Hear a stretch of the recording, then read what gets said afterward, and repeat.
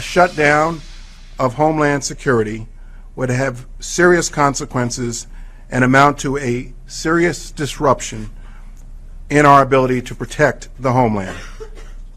To those in Congress who may be contemplating punting or kicking the can a few weeks down the road, I must remind you that the consequences to this department, if we remain on a continuing resolution, are also severe.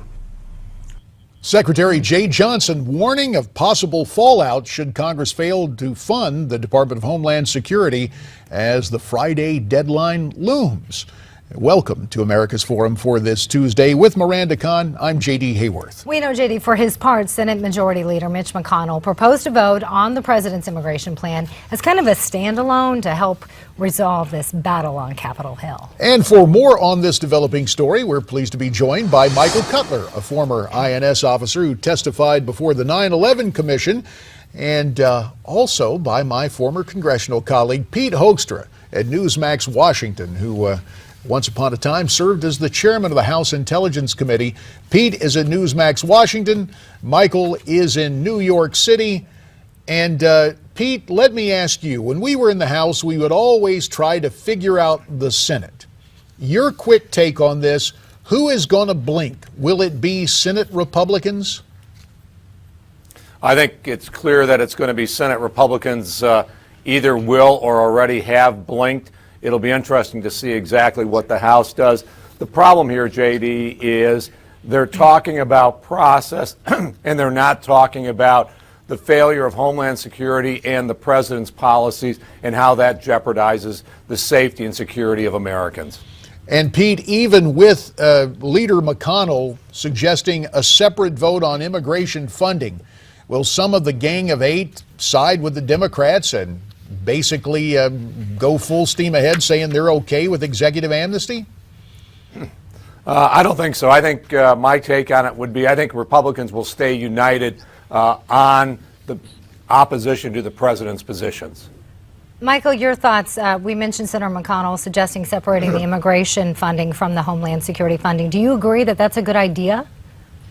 Well, by the way, thanks for having me. Thanks for covering this important topic. I think that they're afraid of being labeled. The Republicans, I'm afraid, are afraid of being labeled as the people that defunded Homeland Security. To me, as an outsider, as compared with our gentlemen today, who were certainly the insiders, it just seems that this is extortion by the administration. I've come to call this administration a thugocracy. How in the world do you hold America's Homeland Security hostage to a political process? Guys, am I getting any of that wrong? No, I think, Mike, you're getting exactly right. The real question here is if you're talking to the American people about the president's policies, what risk is he creating to Americans, their safety and security through these policies? Well, that's a great question, Pete, and I think they're immeasurable. And, I just wrote an article for Front Page Magazine about the lie that Jeh Johnson is telling, and I feel bad for him. I mean, this guy's a former prosecutor. He's a bright guy. I know people who've met with him. But this reminds me of an argument I had with a counsel over at the Immigration Subcommittee in the House during the Bush administration prior to 9/11. And we got into this heated argument, and I said, well, what in the world will it take for you guys to do the right thing to protect us? Another attack at the Trade Center? And he said, well, you don't understand political reality. That argument took place on the Friday before 9/11. We are clearly at risk. And when Johnson talks about getting the illegals out of the shadows, there's absolutely nothing in comprehensive reform that would dedicate resources to look for those who refuse to come forward. So understand that fugitives, and I spent years hunting down fugitives, don't willingly step out into the sunshine. We have hundreds of thousands, if not more, aliens who know they're wanted for crimes. They're not going to step out no matter what this amnesty program looks like. And yet all we're going to do is provide false identities, potentially official false identities, to people who know that they have clean fingerprints. On both sides of that equation, we're opening the door to terrorists for an embedding tactic that could really come back and hurt us badly. That's my concern. And the irony, Michael, 30 seconds on this, the irony is Jeh Johnson and President Obama claim it's the Republicans jeopardizing Homeland Security. Well, look, we know what's going on here. But I will tell you, anybody who favors comprehensive immigration reform is willing to compromise on national security. This is a terrible idea. Well, it is an idea. Unfortunately, the time has not come for comprehensive immigration reform, but there could be another step for all intents and purposes with this funding battle. We'll continue to keep an eye on Capitol Hill and what may transpire in what was once called the world's most exclusive club, the United States Senate. Now, when we come back, we will focus more specifically on the border and just who is coming into the country these days illegally. Pete and Mike and you will all come back here on America's Forum. We all saw what happened on the Texas border last summer, but we need to understand that problem is not going away. Already this calendar year, since January 1, we've had more than 20,000 people come across the border, apprehended, unauthorized. And so we have an ongoing problem on the border that Congress must step up and solve. Texas Governor Greg Abbott speaking out on Face the Nation from CBS News on Sunday morning. You heard him talk about the number of illegals apprehended. And of course, the governor pointed out that this is a problem Congress needs to solve. But while Congress tries to come to grips with it, the Obama administration is telling the Border Patrol to slow down on deportation hearings. So, with that in mind, let's continue our conversation with former INS officer Michael Cutler and the former chairman of the House Intelligence Committee, Pete Hoekstra. Michael, 20,000 illegals in less than 60 days. What a way to start the new year. What a way to start the new year. And, you know, I have to make the point, how many more have been coming in through international airports and disappearing into the woodwork on top of that? I know we're focused on the Mexican border, but I want everyone to understand that we do have 50 border states. We're inundated. We only have a couple of hundred immigration judges for the whole country, and they have front-loaded those unaccompanied minors, bumping the older cases to the back of the line, creating sheer chaos in the immigration court as well. This system is overflowing right now. And you speak about so many ways to come into the country. We talk about illegals crossing our southern border from Mexico and Central America, but reports are that this administration has welcomed in some 300,000 Muslims. Vice President Biden saying recently that the wave is not going to stop. And when you talk about that use of visas or the status of refugees, the question becomes, are we bringing people in who may want to bring jihad to the United States? Well, it's a great question, and we come back to the 9/11 Commission.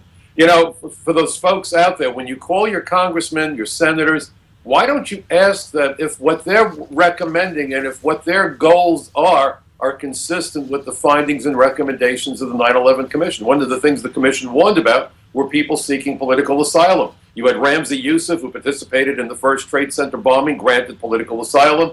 Kansi, the guy who shot up the CIA a month earlier, applied for political asylum. We have the Tsarnaev brothers. Political asylum's a problem. It's hard to do investigations in those countries where these folks come from because of the chaos and the antipathy those governments feel for the United States. So we're letting in people without properly vetting them, and that is a huge concern, especially in this dangerous era.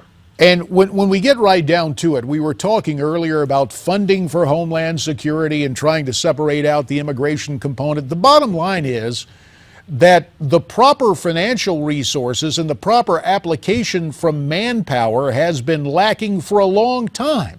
When it comes to border enforcement, when it comes to checking on people and determining that they are who they say they are, or of course the opposite is true, it really comes down both to money and the will to see this done. And establishment Washington apparently has no political will to do this first fundamental act of protecting its citizenry through protecting the borders. Well, the other issue is interior enforcement. Look, no matter how many times an alien attempts, if they're tenacious enough, they will succeed. People will overstay visas and violate the terms of their entry. We have never put the emphasis where it really needs to be, and that's on interior enforcement of the immigration laws. The 9/11 Commission made it clear that it was that failing more than any other that allowed the terrorists to embed themselves in our country. This lack of interior enforcement. And of course, with this administration, there is no interior enforcement now. Mike, the Border Patrol, you know, they've been asked to slow deportations. I think the reports out of Arizona were, you know, don't arrest illegal aliens with DUIs.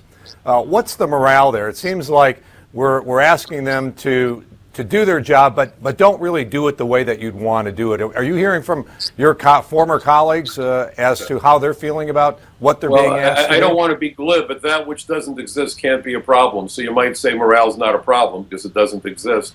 These guys are in a tough spot, and they know if they act to try to enforce the law because they understand the true significance, then they're opening themselves up for major problems. You know, there's an old expression, big cases, big problems, little cases, little problems, no cases, no problems. Basically, they understand that anything they do, there's a new Miranda warning perhaps, anything you do will be used against you. And mindful of that, where really there is, for all intents and purposes, a bureaucratic war waging in the administration against the Border Patrol actually doing its job. Mindful of that, Michael Cutler, just another of the absurdities that puts our national security at risk because, as we've said so often, border security is national security. Michael Cutler, as always, we thank you for Skyping in from New York. We'll have you back again real soon. Pete Hoekstra, stay right there at Newsmax Washington, because when we come back, we turn our eyes abroad to ISIS with Mideast expert Robert Rabeel.